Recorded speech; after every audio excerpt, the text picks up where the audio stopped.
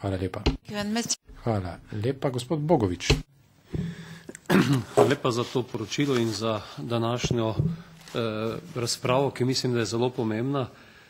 Sam imam tudi za sabo 13 let izkušenj na mestu župana občine, deloval sem v državnem parlamentu, v vladi državni, zdaj pa tu v Evropski skupnosti in po vseh teh letih aktivnega dela, ker sem imel za lokalno samoupravo in pa zatem ves čas stik, lahko mirno rečem, da vedno stavim na to, da je od tega, kako dobro je organizirana lokalna samouprava, v veliki meri odvisno, kako dobro deluje država.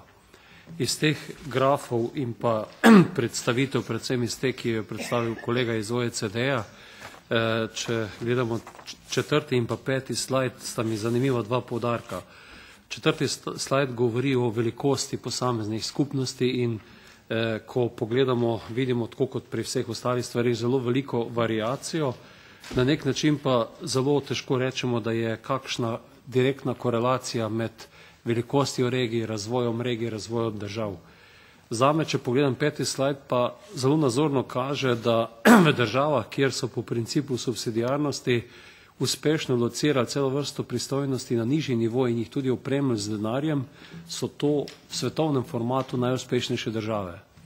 Zato mislim in povezujem z to s prvo predstavitvijo, kjer se je dosti govorilo o funkcionalnih povezavah. Samo ocenjujem, da prihaja čas, ko, če se v državah začnemo pogovarjati, kako bi združevali občine, združevali regije, prihajamo zelo hitro na iracionalno politično debato. Vekoliko pa pridemo na povezovanje funkcij in interesno povežemo ljudi, pa zelo hitro najdemo stične točke. Zato sem sam velik pristaš tega, da je poleg uradne, formalne organiziranosti države veliko pozornosti potrebno posvečati tudi tej organiziranosti na nek način projektov, ali so to skupne uprave, ali so to določeni sklopi, kjer se dajo takšne stvari tudi skupaj izvesti.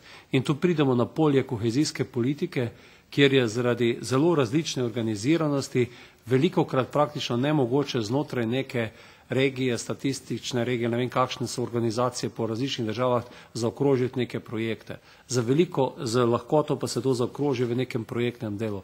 Zato mislim, da to je eno od težišč, s katerim se moramo mi zelo veliko ukvarjati in mislim, da bolj od forme bodoče dajati prednost vsebine in pa tem povezavam in na ta način tudi zastaviti kohezijsko politiko za naslednje leta, ki pa je lahko velik izjevalec oziroma tista, ki poganja driver teh povezav in pa teh usmeritev, kaj ti ljudi povežeš najlažje na konkretnih projektih, ker imajo tudi ljudje konkretne koristi in tam tudi v bistvu spoznajo, kaj Evropska unija pravzaprav je. Želim si čim več takšnih debat, ker mislim, da so zelo pomembne za razvoj Evrope.